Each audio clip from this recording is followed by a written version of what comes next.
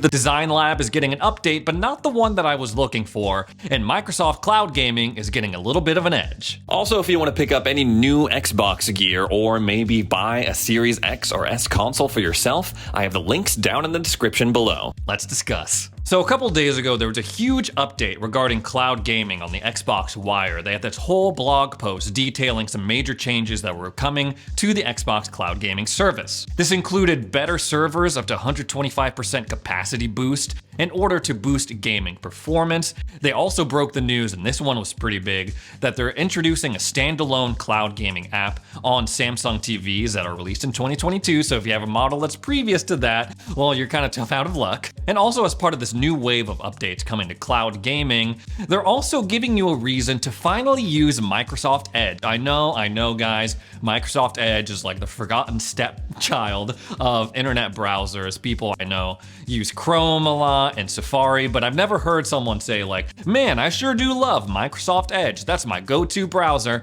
And watch, everyone's gonna be in the comments after I say that and be like, actually, I use Microsoft Edge and I love it.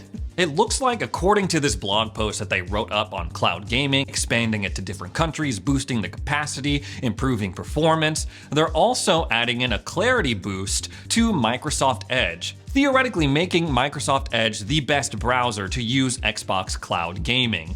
Over on the Xbox Wire, it says the built-in clarity boost makes gameplay from the cloud look sharper and clearer when playing in the Microsoft Edge browser on Windows. Now that's a pretty interesting promise. I don't know how it's going to shape up in real life because the update is not live yet on Microsoft Edge, but it's a smart move on Microsoft's part to further push that ecosystem. Say, hey, if you play cloud gaming on our browser instead of Chrome or Safari or Firefox, well, it's gonna look a little bit better with this clarity boost. Me and Jimmy have talked about this in the past, but the more that they can do to drive people to their products, to their ecosystem, the better it will be in the long run as they go into this new age of Game Pass Ultimate and game streaming. They're also optimizing games to be played in a windowed state versus full screen. One of the bullet points in this blog post says, optimizations for windowed games are currently being tested in the Windows Insider program. These are designed to significantly improve latency and unlock other exciting gaming features, including auto HDR and variable refresh rate. Now that's some pretty crazy stuff that's being added in, especially when you're thinking about it from a game streaming standpoint. I mean, PlayStation 5, they didn't get variable refresh rate until like very recently, and to think that they're already working on that to bring it to Xbox Cloud Gaming streaming titles, that's pretty exciting. They're also introducing over on Windows 11 the Game Pass widget, which will allow players to browse and discover games from Game Pass and jump back into their recently played titles. Back to the Microsoft Edge stuff, they say the new games menu in Microsoft Edge offers easy to access free, popular games like Microsoft Solitaire, Atari Asteroids, Microsoft Jewel, and Microsoft's Edge exclusive Surf game, plus helps players discover new ones. And they're also adding in an efficiency mode, it seems, to kind of cut down on your usage while you're streaming games. It says in this last bullet point, efficiency mode helps improve gaming performance on Windows 10 and 11 to keep them running fast and smooth by automatically reducing browser resource usage when a PC game is launched. Overall, I know some people are kind of iffy about cloud gaming. Like, for example, if you don't have a good internet connection, cloud gaming is useless to you, right?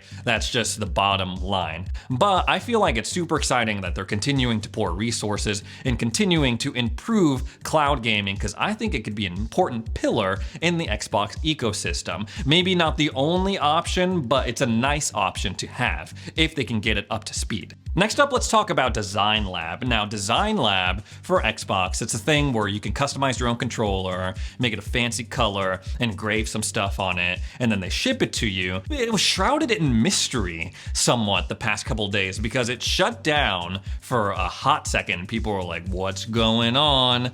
And then so when we saw that Design Lab was coming down, there was all sorts of stories going on. I was like, oh man, we're about to look so cool, like having predicted Elite Series customization in the Xbox Design Lab. That was not the case, guys. I know I gotta take the L on that. Y'all are probably gonna call me out in the comments, but sometimes you gotta shoot for the stars, be optimistic with this stuff. So yes, they did bring Design Lab back, and they did have a few more options, but not the ability to customize an Elite Series controller. And they added some new colors, which is always nice. This includes new pastel colors according to The Verge, soft pink, orange, green, and purple, as well as new camo top cases with matching side caps, mineral camo, arctic camo, forest camo, sand glow camo, and blaze camo.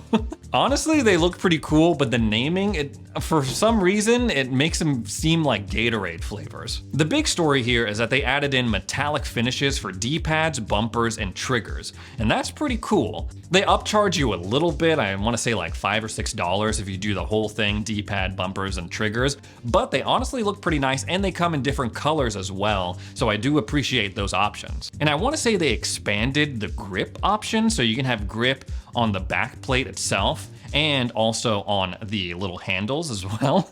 This is something that I first experienced the grip on the Xbox Series controllers with the Forza controller. And I thought, man, this is so cool. It really feels like you're gripping the steering wheel of a car in Forza, like you're really in the game. But I'm a little disappointed though that you're not able to customize the color of these rubberized grips. It's just black. And I know that they sort of have the capability of doing different colors because it's not the exact same rubber grips that you would see on the Forza controller, but on the Xbox 20th anniversary controller, they have something similar on the back, but the grips are green. So it's like, I know y'all have the ability to do something like that. Why not roll it out into the design lab? In addition to all these new customization options, they're also rolling out Xbox Design Lab to 11 new regions. According to The Verge, Xbox Design Lab will be launching in Australia, New Zealand, Japan, Korea, Singapore, the Czech Republic, Greece, Hungary, Norway, Slovakia, and Switzerland.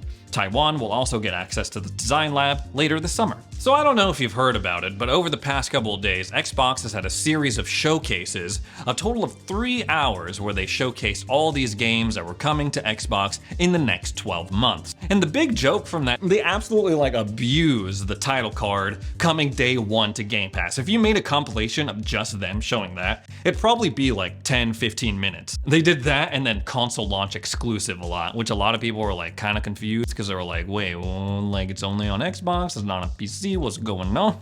Overall, there is a ton of games coming day one to Game Pass over the next 12 months, but there are 3 titles coming day one in the month of August that Xbox fans have to look forward to that may not have been highlighted in the showcases. Now, I'm not gonna lie to you, I'm gonna tell you these games, and the majority of you are probably gonna be in the comments like, I don't care about those games, but I personally like a couple of these. I don't know the third one, but 2 of them, first of all, Turbo Golf Racing, that looks sick. I'm a huge fan of games that are golf, but with a twist. I loved Gun Golf, I love Mario Golf. Anything that's not regular golf, I'm here for. In Game Rant, they say, Turbo Golf Racing blends sports and vehicles a la Rocket League.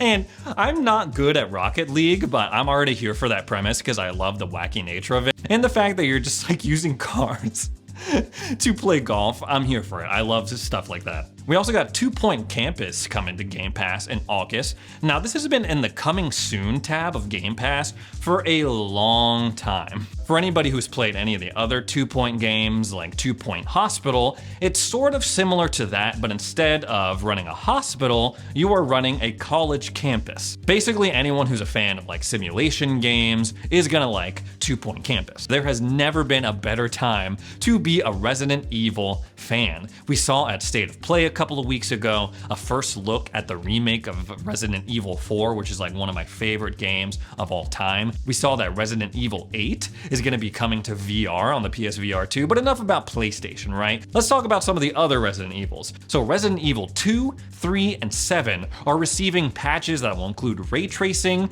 they'll boost the resolution, and they'll support 60 frames per second. These next-gen versions are available on all platforms, so Xbox, PlayStation, PC. But Xbox, we got a little bit of an advantage, right? In order to access these next-gen upgrades, first of all, if you already have a copy of any of these games, 2, 3, and 7, it'll automatically update and give you the patch for this next-gen stuff. And if you're downloading it for the first time, you don't have to worry about it, because on Xbox, we have something called Smart Delivery, and that basically just gives you the best version of the game for whatever Xbox console that you have, whether that be the One S, the One X, the Series S, the Series X. You don't have to fiddle with it, versus if you're on the PlayStation side, there's always a lot of confusion and like, oh, if I buy this version, I have to spend $10 to upgrade it, or I have to buy this bundle that includes the last gen and the next gen versions. And if there's still any confusion about how to download these next gen versions of Resident Evil 2, 3, and 7, Gamer Revolution actually wrote up a very helpful article on how you can do so yourself if you're an Xbox Series owner. The Xbox versions of Resident Evil use Smart Delivery, so the correct version should automatically appear under the optimized for Xbox Series X and S list in your library. If the game is already installed, just check for updates, and Smart Delivery will select the correct version for your console. To check for updates on Xbox Series X and S consoles, select My Games and Apps from the dashboard, scroll down to Manage, select Updates. When you enter the update screen, the console should automatically check for updates for any installed games. Depending on how many games you have installed, this may take a bit, so have some patience. It should eventually find it. Overall, this is a super exciting time, like I said, for Resident Evil fans or just fans of the horror genre in general. I have very fond memories of Resident Evil 2. I have not played 3 or 7, and I'm only like a little bit into the beginning of 8, but I feel like now is the perfect time to jump in if you've never played any of those games, because you get to play the best version of these games with all the new bells and whistles, 4K, 60 FPS, ray tracing. So overall, super exciting, and I personally cannot wait. So like I said earlier in the video, Xbox had 2 separate showcases. They had one Sunday, an hour and a half, where they revealed things like Redfall, Starfield for the first time, and then they had one today, literally a couple of hours ago. Now, I was under the impression that it was just gonna be an extended look at the things that we saw on Sunday, but they ended up revealing new games too, coming to Xbox. First of all, Valheim coming to consoles. I was literally just about to buy it on Steam, and I was like, I don't know, maybe I'll come back to it, and then all of a sudden it's like, yo, Valheim coming to consoles. It's gonna be exclusive to Xbox and PC. It's gonna be awesome, and it's gonna have crossplay with Steam, so you can play with anyone who's already downloaded it. For those of you who don't know, Valheim is a crafting survival game, but it's with Vikings. That's the twist on it. And it was huge last year on Steam. On top of that, not only is it coming to Xbox consoles, it's also coming to Game Pass day one, sometime early 2023. Now, there are some questions on how the experience is going to transfer over from being on a mouse and keyboard. I don't think they would bother porting over the game if they did not have a solid plan to make it a good experience on an Xbox controller. They also showed off that the Texas Chainsaw Massacre is coming to Xbox Game Pass as well, sort of in the same time, that early 2023. And honestly, that looks sick as well. I don't know if it's like too crowded for horror games during that time period. I mean, and they also just released Friday the 13th, and people have been playing around with that a lot. This game, while it is coming to PC and Xbox Game Pass, it's going to be multi-platform, so it will also release on the PlayStation 4 and PlayStation 5. They showed off Naraka, and I don't know if I'm pronouncing that in a total like Americanized way, obnoxious American way, but it was actually pretty funny because people have already started memeing on it, saying that like the character model that they were showing off looked like Phil Spencer. They also talked a little bit more about Ara History Untold. Now, when they were showing this off, I thought it was like, oh, Civilization's coming to Game Pass or something like that. But then I was like, oh, Oxide Games. We knew that they were working on an RTS game, specifically to maybe push onto cloud gaming. And honestly, it looked pretty cool from the trailer that we saw on Sunday and this deep dive that they did today. Justin Roiland also got to talk about his new game, High on Life, coming out by Squanch Games. He discussed a little bit about how this was his dream game. He summed it up as Blade Runner meets the Muppets, which is an amazing description. Sign me up, I'm here for it. And in a super surprise move, we saw our first look at Stalker 2. Now, this has been one of the most anticipated games for a while now. It was supposed to come out back in April, and then it got delayed. And in a more surprising move, I will say, they highlighted the developer's experience living in Ukraine right now with all the stuff that's going on, and I thought that was really cool. Usually I feel like companies shy away from like these big momentous political situations that are going on, but I thought it was cool that they gave the developers that spotlight to tell their story. Obviously, Stalker Stalker 2 looked incredible, and it's just amazing how they have brought such a cool looking product, a cool looking game, with all the hardships that they've had to deal with. Hopefully they remain safe. I personally can wait. I can be patient for the game because I totally understand, man. There are a lot more important things going on than giving us Stalker 2.